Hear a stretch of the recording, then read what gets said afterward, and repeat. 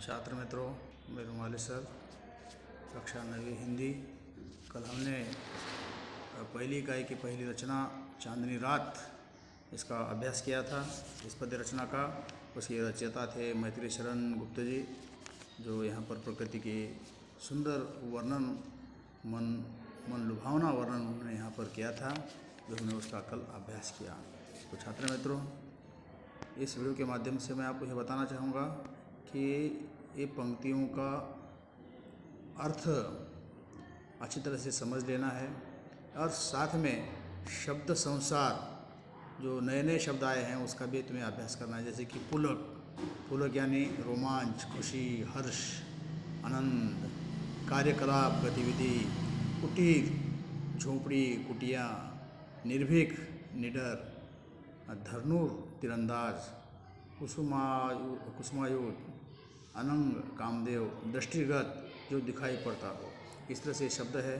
तो इसी तरह शब्दों के समानार्थी पर्यायवाची शब्द अगर पूछे जाएंगे तो तुम्हें इसका अर्थ मालूम होना चाहिए नए शब्दों का। तो स्वाध्याय के इस अंतर्गत हम गृहपाठ जो है हमें फिर कापी में हिंदी की विषय की अलग कापी बनानी है, नई कापी। उसमें इन शब्दों को अर्थ लिखना है और साथ में जो यहाँ पर कल्पना पल्लव है और पठनीय है, श्रवणीय है, इसके ऊपर भी हमें थोड़ा सा ध्यान देना है। जैसे कि पुलक प्रकट करती है धरती हरित तनों की नोकों से, इस पंक्ति का कल्पना विस्तार कीजिए। तो इस कल्पना विस्तार करना है, इसका भावार्थ लिखना है। और साथ में पठनीय में संचार माध्यमों से राष्ट्रीय एकता पर आधारित किसी समारोह की जानकारी पढ़िए। तो इस तरह से संचार माध्यमों से राष्ट्रीय एकता से आधारित जानकारी भी पढ़ना है। श्रवणीय में अपने घर परिवार के बड़े सदस्यों से लोक कथाओं को सुनकर कक्षा में सुनाना है। तो इस तरह से हमें पठनीय, श्रवणीय, कल्पना पल्लव अच्छी तरह से समझना है। इससे हमें हमारा अभ्यास और ज़्यादा बढ़ेगा, एक्स्ट्रा नॉलेज भी हमें आ जाएगा। साथ में हमें प्रकृति मनुष्य की मित्र है स्पष्ट कीजिए। धरती माता, प्रकृति, पर्यावरण, ये सब जैव विविधता, इन सब से हमें महत्वपूर्ण संबंध रखना है। तो इसका भी हमें संबंध स्पष्ट करना है। सूचना अनुसार कृतियाँ करना है, जैसे कि तारों को उदित और अस्त होने के बारे में कल्पना। तो इस तरह से उसकी जो कृतियाँ हैं वो हमें कृतियाँ पूरी करना है, लिखना है। साथ में यहाँ पर दिया है, और साथ में क्या दिया है कि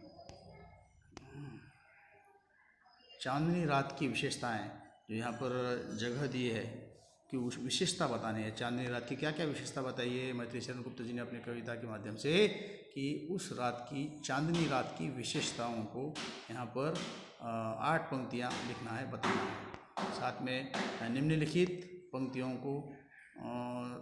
का सरल अर्थ लिखिए, भावार्थ लिखिए। चारों चंद्र डैडै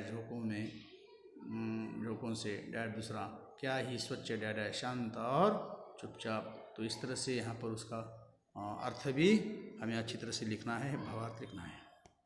पाठ से आगे तो यहाँ पर समझना है कि दिए गए शब्दों का उपयोग करते हुए स्वरचित कविता बनाकर काव्य मंच पर प्रस्तुत कीजिए। स्वरचित, खुद रचित रचना है कविता, और इसको इस शब्दों का अपने कविता के इसमें इस शब्दों का प्रयोग करके एक नई सी कविता बनाकर तुम्हें इसमें अपने मंच पर बोलना है, कहना है, पढ़ाना है।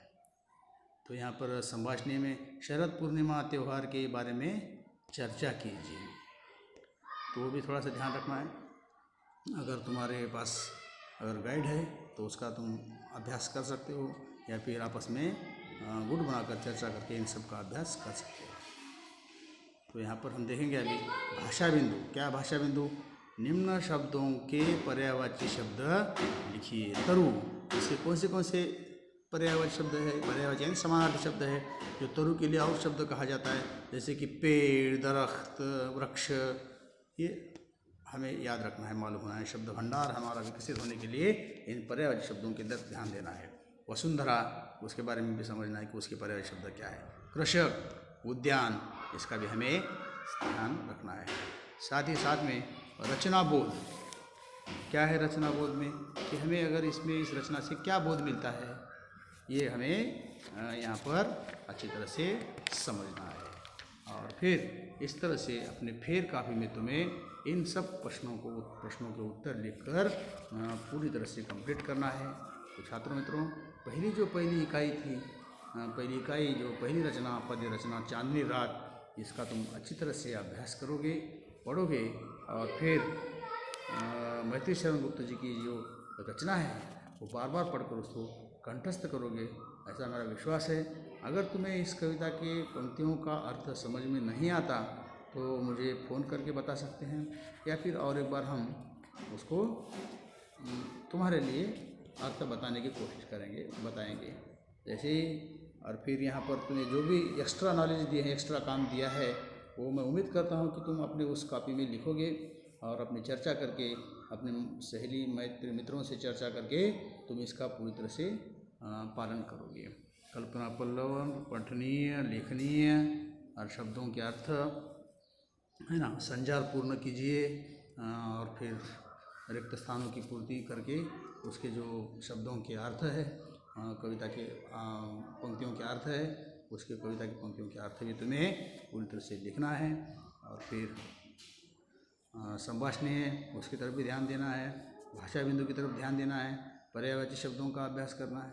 इन सब शब्दों का अभ्यास करते हुए हमें आगे बढ़ना है, क्योंकि हम घर पर बैठे हैं तो हमें अभ्यास हर समय करना ही चाहिए। और फिर छात्र मित्रों, मैं उम्मीद करता हूँ कि इस कविता के माध्यम से तुम्हें सब कुछ समझ में आया होगा। और आगे जो दूसरा पाठ है, पहली इकाई का दूसरा पाठ जो गद्य विभाग है, बिल्ली का बिलगुंडा, इस पाठ का हम कल के पीरियड में अभ्यास करेंगे। और मैं सूचना देता हूँ सबको कि किताब निकाल कर इन सब का अभ्यास करना है। और फिर जैसे ही वीडियो चालू होगा तो किताब निकालना है अपने विषय की और साथ में समझकर अभ्यास करना है, पढ़ना है। तो ठीक है, कल के पाठ में हम बिल्ली का बिलगुंडा इस नए पाठ का प्रारंभ करेंगे। ओके।